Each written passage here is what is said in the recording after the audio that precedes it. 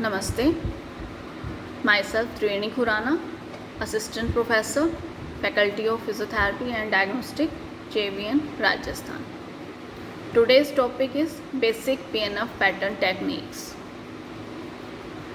The patient must be taught in PNF pattern movements from starting to ending position. When learning the patterns, the patient should watch moving limbs for feedback on directional and positional control.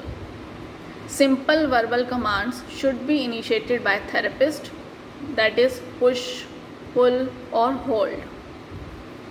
Hands contact can facilitate movement response. Therapist should use correct body mechanic when providing resistance. The amount of resistance applied should facilitate a maximum response from patient to allow smooth and coordinated movements. Rotational movements is vital during all PNF patterns. The distal movement of pattern should occur first and completed by halfway point of movement. The stronger components are emphasized to facilitate the weaker components. Pressing the joint together increases stability. Traction pulls the joint apart and facilitates movement. Give a quick stretch causes a reflex contraction of targeted muscles. These are some principles which have to follow during PNF patterns. The PNF exercises pattern involves three components: flexion extension, second is abduction adduction, and the third component is internal external rotation. I repeat, the PNF exercises patterns involve three components. First is flexion extension, second abduction adduction, and third component is internal external rotation. The patterns mimic a diagonal rotation of the upper extremity, lower extremity, upper trunk and neck. The pattern activates muscle group in the lengthened or stretched positions. The upper and lower extremities each have two patterns, D1 and D2 motions targeting flexion and extension. The patterns are used to improve range of motion at the joint as well as introduce resistance training. This will help improve the patient strength. Now, first we are going to discuss upper extremity D1 flexion. In this, starting position is shoulder in extension, abduction and internal rotation. Forearm is in pronation, wrist is in ulnar deviation and fingers are extended. Now what is the hand position? Hand placed in patient's palm so that patient can grip and flex wrist to radial side. Hand on the anterior medial surface of the patient arm just above the elbow. Now what is the movement to hand position? Shoulder in flex, adduction and external rotation. Forearm supinated, wrist radially deviated and fingers flexed. It is just opposite to the starting position. Now what is upper extremity D2 flexion? In this, starting position is for shoulder is in extension, adduction and internal rotation. Forearm is in pronation, wrist is ulnarly deviated and fingers are flexed. What is hand position? Hand over dorsal ulnar aspect of the patient's hand. Hand on anterior lateral surface of the patient's arm just above elbow. Now what is the movement to the hand position? It is just opposite to the started position as shoulder flexed, abducted and externally rotated.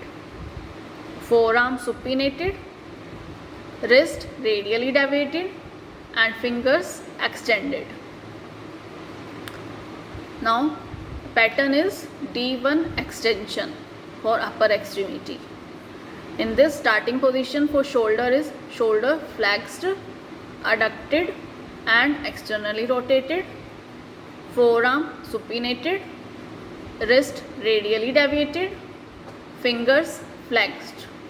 What should be the hand position? Hand over dorsal ulnar aspect of the patient's hand, hand on the posterior lateral surface of patient's arm just above elbow. What should the movement for the ending position? It is just opposite to the starting position. It is shoulder extended, abducted and internally rotated, forearm pronated, wrist ulnarly deviated and fingers extended. Our next pattern is D2 extension for upper extremity. In this, the starting position should be shoulder in flexed, abducted and external rotated, forearm supinated, wrist radially deviated and fingers extended. What should be the hand position? Hand placed in the patient's palm so that the patient can grip and flex wrist to the ulnar side. Hand on posterior medial surface of the patient's arm just above elbow. What should be the moving to the ending position? In this, shoulder extended, adducted and internally rotated, forearm pronated, wrist ulnarly deviated and fingers flexed. Now we are moving to the PNF lower extremity patterns. First is D1 flexion extension pattern. In this, starting position should be hip extended, abducted and internally rotated, ankle plantar flexed, foot everted and toes flexed. What should be the hand position? Hand on distal anterior medial aspect of thigh, hand on medial aspect of dorsal surface of foot. Now what is the movement to the ending position? Hip flexed, adducted and externally rotated, ankle dorsiflexed, foot inverted and toes extended. Now our next pattern for lower extremity is D2 flexion extension pattern. What is the starting position for this pattern? Hip extended, adducted and externally rotated, ankle plantar flexed, foot inverted, toes flexed. Now what should be the hand position? Hand on distal anterior lateral thigh, hand on lateral aspect of dorsal surface of foot. Now what is the movement to the ending position? Hip flexed, abducted and internally rotated, ankle dorsiflexed, foot everted and toes extended.